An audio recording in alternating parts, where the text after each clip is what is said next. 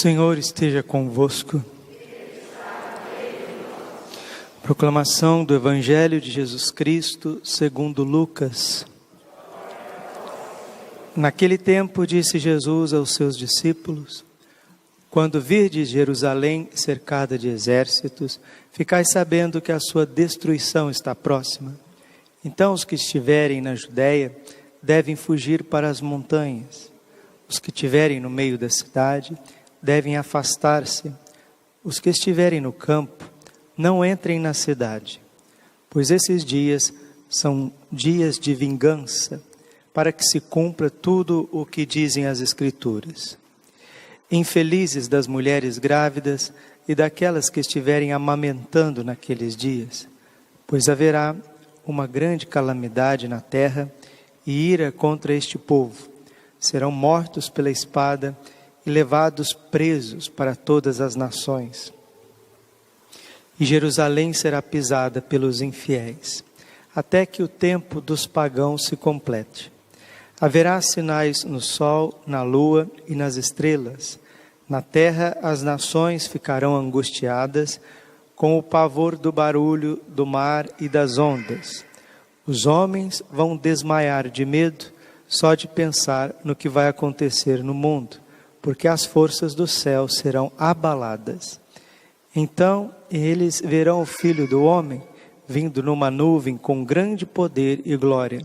Quando estas coisas começarem a acontecer, levantai-vos e erguei a vossa cabeça, porque a vossa libertação está próxima.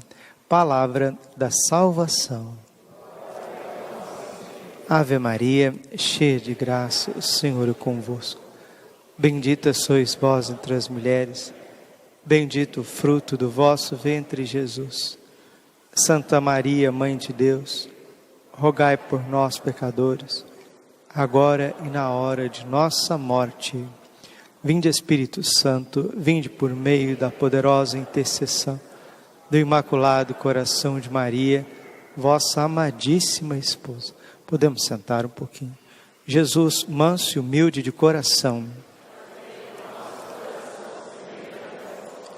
Quando lemos o Apocalipse de São João e os trechos do Evangelho que nos fala dos fins, dos tempos, das coisas, às vezes as pessoas ficam um pouco apavoradas.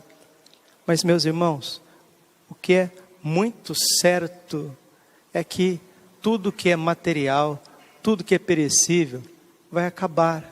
As coisas estão passando, né? O próprio ser humano vai envelhecendo, adoecendo, as paredes vão rachando, vai desbotando a cor, a tinta dos quadros, dos carros.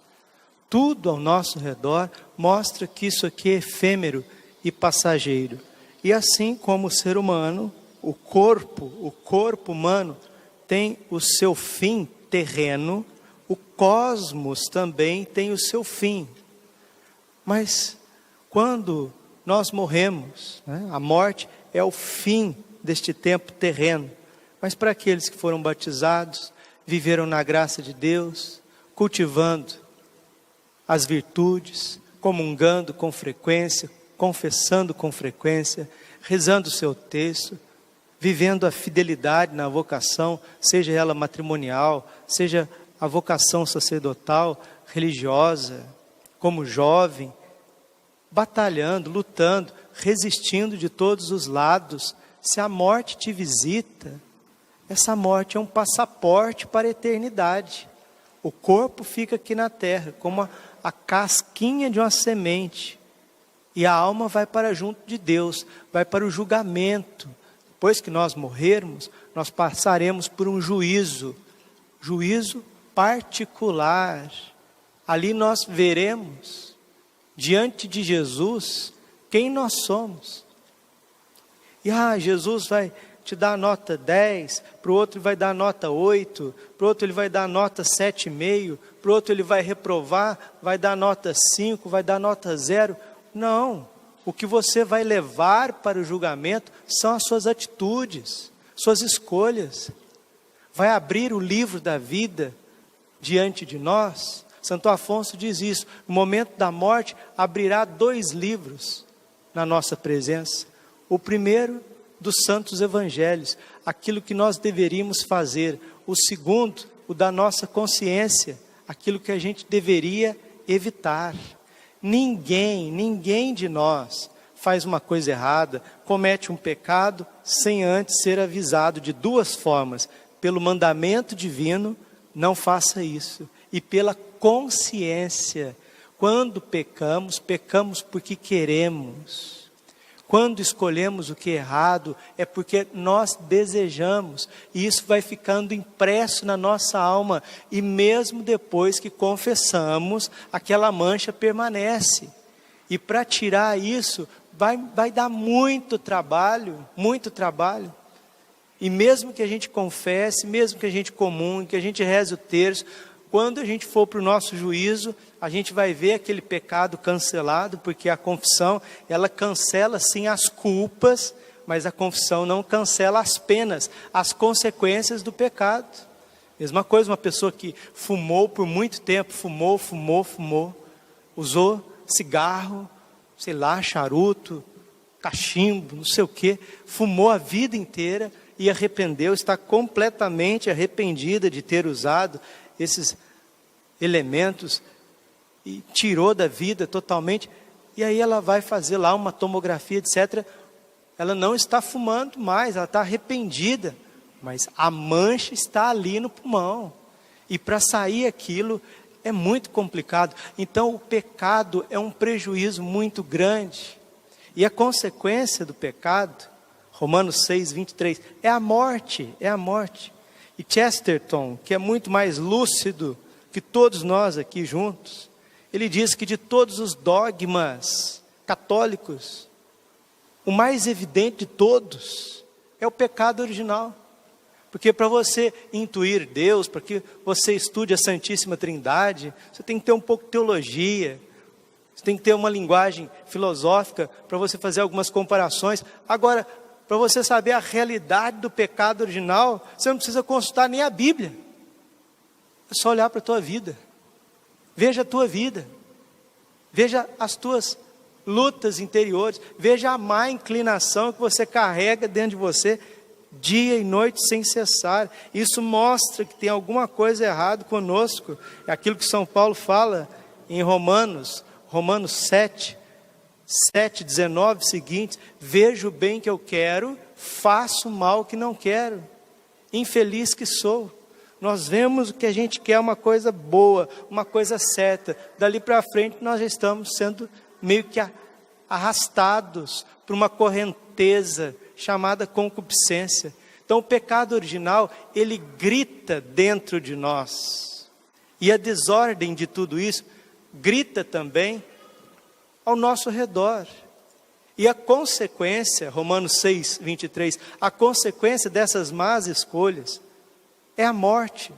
Mas não só a morte física, que todos nós passaremos. Você já viu inúmeras pessoas passar por mortes físicas, né? Acho que você já foi em alguns funerais, né? Alguns velórios. Você já viu que existe um término da vida física. Aquilo é consequência do pecado. Só que nem todos verá a morte física do cosmos, do universo. O cosmos também morrerá. E essa morte do cosmos é a transformação de todas as coisas. É isso que Jesus está falando no Evangelho de hoje. É isso que São João está colocando para nós também no Apocalipse, primeira leitura de hoje. Apocalipse, capítulo 18, versículo 1 seguintes. Eu, João, vi outro anjo descido do céu, tinha grande poder, e a terra ficou toda iluminada com a sua glória. Ele gritou com voz poderosa: caiu Babilônia a grande, tornou-se morada de demônios, abrigo de todos os espíritos maus, abrigos de aves impuras e nojentas. Caiu. Tudo isso vai cair, meus irmãos. Esse sistema de iniquidade, de corrupção, essa inversão de valores, essa perseguição aos cristãos. Por isso que o Apocalipse vai falar do sangue dos mártires. Por isso que o Apocalipse vai falar do tanque de fogo, do tanque de enxofre, que é o inferno. E não adianta ficar maquiando as verdades, não adianta maquiar a verdade, não. Jesus veio a este mundo, foi crucificado, morreu nos revelando a verdade. O Papa Bento XVI, ele diz que o amor sem a verdade, ele cai no sentimentalismo. E que existe um drama diante de cada um de nós, existe sim, se nós rejeitarmos aquilo que está nos mandamentos divinos, se a gente rejeitar o que a consciência da gente diz todos os dias, não vá por ali. Se a gente resistir ao bom senso, à realidade das coisas, à própria lei natural, nós estamos por nós mesmos, não por Deus, nos atirando no inferno. Santa Teresa d'Ávila dizia isso: aquele que não reza, aquele que não medita, não precisa nem dos demônios para os condenar, eles mesmos, por si, se atiram no inferno. E o inferno é uma realidade tremenda. Jesus falou 17 vezes sobre o inferno. Santo Agostinho dizia, se a igreja pregasse somente sobre o inferno, seria suficiente para a salvação das almas. Porque em qualquer reino, em qualquer sociedade, civilização que você for, ali existe uma prisão, não existe? Não existe uma cadeia? Em qualquer país, em qualquer nação. Porque Deus não seria Deus se Ele não fosse justo. Se o mal convivesse naturalmente com o bem, convive o mal com o bem, pode entrar aqui, fazer o que você quiser, pode estuprar, pode ser depravado, pode ser pedófilo, pode abortar, pode fazer comunhões sacrílegas, pode ensinar heresias, pode ficar no cisma, afastado da igreja. Você faz o que você quiser, você corrompe, você vende, você namora do seu jeito. Depois você vai lá, dá uma confessadinha, e depois entra de novo na fila da comunhão, e não emenda de vida, e Deus é bonzinho, Deus é um vovozinho, vai dar tudo certo. Não, mentira, isso é diabólico, é isso que o demônio quer. Ele quer cozinhar as pessoas no meio termo, mas a palavra de Deus, ela é muito clara. A palavra de Deus é muito clara em Mateus capítulo 5, versículo 37, que o vosso sim seja sim, que o vosso não seja não. O que passa disso não vem de Deus, mas do demônio. O demônio é aquele que quer unir o bem e o mal e fazer uma entre aspas, uma sadia convivência entre o bem e o mal. E isso é o que mais pega a vida das pessoas, tanto no âmbito católico quanto fora da igreja. É o maniqueísmo, é a mistura do bem e do mal. Deus é luz. 1 João capítulo 1, versículo 5. Deus é luz e nele não existe treva alguma, não existe sombra de maldade em Deus. E para nós entrarmos no céu, para conviver com Deus lá no céu, e para a gente ter paz aqui na terra, nós precisamos deixar Ele extirpar todo o mal do nosso coração. Santa Teresinha dizia isso: eu não quero ser santa pela metade. Santa Teresinha não é maniqueísta, ela não quer viver uma santidade hipócrita, uma santidade mentirosa. Apocalipse, capítulo 3, versículo 16, é a 7ª igreja do Apocalipse. Você sabe que o Apocalipse tem 7 igrejas, né? Essas 7 igrejas do Apocalipse significa as 7 fases, os 7 períodos da história da salvação, desde a igreja dos apóstolos até Laodiceia. E os nomes dessas igrejas, eles já evidenciam o tempo que a igreja viveu. Éfeso significa ímpeto, é a igreja apostólica. Os apóstolos tiveram o ímpeto de pregar, de anunciar o evangelho, de ir a todas as criaturas, todas as nações, batizando, pregando, derramando o Espírito Santo. Eles tiveram esse ímpeto, essa força. O próprio nome é Éfeso. Éfeso significa isso. Aí depois da pregação dos apóstolos, uma pregação cheia do Espírito Santo, de parresia. Aí vem a época dos mártires, né? Esmirna. Esmirna em grego significa isso. Mirra é dor, sofrimento. Foram milhares de mártires ali no século II e III, perseguidos pelos imperadores romanos. E essa igreja, a igreja de Esmirna, é a segunda igreja do Apocalipse, é a única que não recebe censura de Jesus. Porque ela é pobre, ela está trancada, ela está presa, entre aspas, pela sinagoga. Ela está presa, não entre aspas, pela sinagoga de Satanás, que foram os falsos judeus que instigavam os romanos a perseguirem os cristãos. E essa igreja, a igreja de Esmirna, é uma igreja pobre, uma igreja perseguida, uma igreja que regou a pregação dos apóstolos com o sangue dos mártires, e redundou sim esse sangue dos mártires num tempo de concílios, num tempo onde vieram grandes santos e doutores da igreja, onde sistematizaram a revelação dada no Antigo e também no Novo Testamento. É o período dos doutores, é a terceira igreja do Apocalipse. A terceira igreja do Apocalipse chama Pérgamo. Pérgamo em grego significa livro. É a igreja do entendimento, de entender as verdades salvíficas, a pregação dos padres da igreja. E depois desse período de entender o que é o cristianismo, de poder evangelizar os bárbaros, há um tempo de triunfo, porque caiu o Império Romano. Santo Agostinho vai escrever A Cidade de Deus, lamentando justamente isso. Toda uma civilização greco-romana estava sendo destruída pela invasão bárbara, mas isso redundou na quarta igreja do Apocalipse, Tiatira. Tiatira significa triunfo. Foi um tempo onde o dom da piedade vigorou na história da salvação.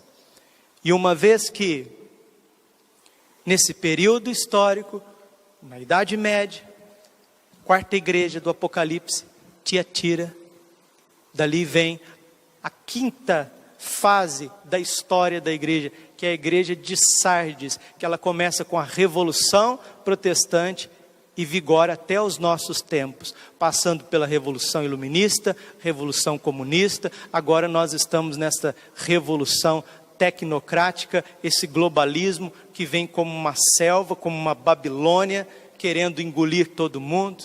E Sardes significa isso, remanescentes, aqueles que estão guardando a fé.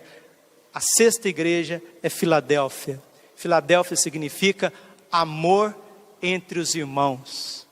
É a reconciliação entre protestantes, ortodoxos, bizantinos e católicos. É o triunfo propriamente do coração imaculado de Maria que estamos aguardando, porque o céu não brinca de falar a verdade conosco. Somos apóstolos da verdade. Os apóstolos anunciaram a verdade. Hoje estamos celebrando São Leonardo de Porto Maurício, apóstolo da verdade. Santo Afonso diz que foi o maior missionário do seu tempo. A igreja anuncia a verdade. E na sétima igreja, Laodiceia significa juízo, é justamente onde o Senhor vem para julgar os vivos e os mortos. Deus nos mostra a verdade nas Sagradas Escrituras. João 8,32, conhecereis a verdade e a verdade vos libertará. Precisamos ser católicos cheios do Espírito Santo, anunciando a verdade. Amor sim, muito amor, compaixão, sensibilidade com o próximo, ajudar os pequenos, ir ao encontro de quem precisa, dos velhinhos, dos doentes, das crianças, educar. Mas católico que não tem o coração cheio do Espírito Santo, não anuncia a verdade com a sua vida e com as suas palavras, ele está passando tempo na igreja. Porque assim não foi a vida dos apóstolos, assim não foi a vida dos santos. Os santos viviam para a verdade, até os santos de clausura, como Santa Teresa d'Ávila, ela queria dar a sua vida pela verdade. Salmo 84, versículo 10. O amor e a verdade se abraçarão, a justiça e a paz florirão. Meus irmãos, Não existe meio termo, nem na sua vida, nem na história da igreja e nem na humanidade. A consequência disso, de querer conciliar o bem e o mal, isso matou Jesus Cristo na cruz, para vencer esta praga, essa heresia chamada maniqueísmo, de querer fazer uma conciliação do bem e do mal, do que é certo e do errado. Não existe isso.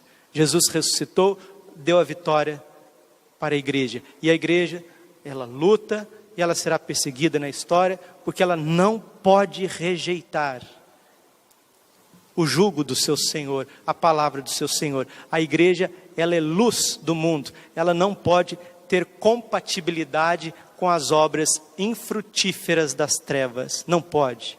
E por isso que ela é perseguida. Mas esta Babilônia, esse poder deste mundo que quer adentrar a igreja com as suas trevas, ele vai cair, como nós vimos aqui. A consagração a Nossa Senhora faz com que nós nos afastemos das trevas. Romanos capítulo 12, versículo 9. Amai o que é bom, odiai aquilo que é mal. Gênesis capítulo 3, versículo 15. Colocarei ódio entre a mulher e a serpente, entre a tua descendência e a dela. Não tem como ser católico do teu jeitinho, de um jeitinho, Deus me livre e guarde, não gosto dessa expressão, mas é a pura verdade, de um jeitinho brasileiro, onde eu vou conciliando tudo, né? Isso não existe, meu querido, isso não existe. Isso é a autoestrada para o inferno. Peça a Deus uma conversão profunda. Precisa sim de uma radicalidade. Não tem outro jeito, não existe outro jeito. Nenhum santo foi santo sem abraçar a cruz, seguir Jesus, fugir radicalmente das ocasiões do pecado, ter atitudes claras como a luz do sol. Isso é o catolicismo, é isso que a igreja anuncia há 2000 anos. O que foge dessa esfera não é catolicismo, não é catolicismo. Não é uma religião bíblica, profética, nem do Antigo e nem do Novo Testamento. Padre, mas nós precisamos de equilíbrio em tudo? Sim, equilíbrio em tudo, menos equilíbrio entre o bem e o mal.